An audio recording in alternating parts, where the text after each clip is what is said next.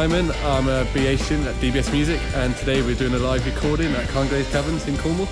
We're recording a band called Weazeldust. They're a rockabilly band from Cornwall, and this is for one of our event management modules.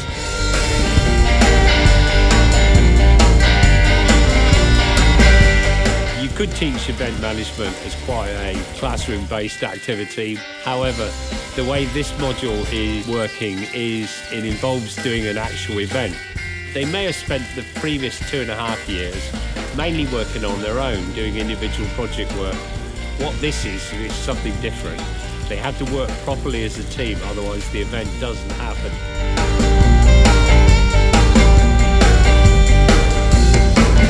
Last night as I laid listening to the voices in my head. Today my job role is a producer, so I'm in charge of the overall sound quality and the recording. I'm in charge of setting up the microphones and also running the front of house system and the venue console to record into Pro Tools.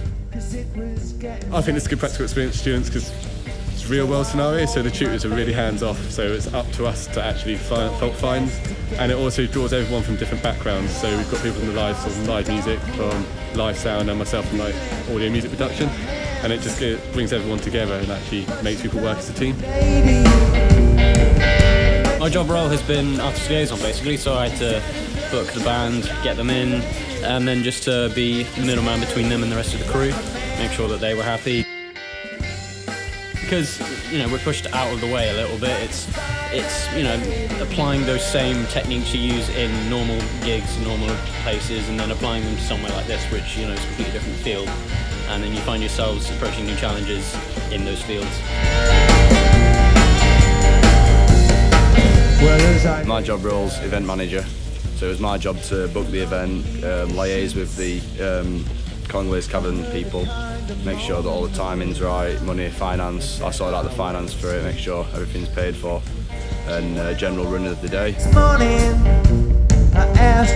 We started off with loading up the vans, getting all the equipment checked and sorted. Took it up here, loaded it in, checked it all through before the band arrived. Then we sound checked the band, make sure the recording's coming through nicely. Arms to hold me tight beneath the bed.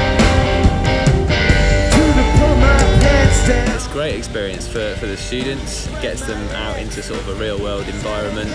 It's quite challenging. It's kind of like several degrees colder in a cave, so everyone's been having to keep up the effort and keep moving around. Like a spider lady. A lot of doing something like this really is down to planning, and I know as a team and certainly in terms of the project, they've probably had to put in quite a lot of planning and preparation, and when I sort of came on board with this project was when they were sort of designing the recording system and how they would want to use the equipment that we have available to sort of make it happen. They put the time in before we got here, which I think is important, and that's a good lesson to sort of learn. You know, it's like we had a good solid day, so probably 6 or 7 hours just running through all of the different options really that we had. I tried to please her, but I'm just an ordinary man. We managed to keep onto a time limit, and we got done pretty early as well.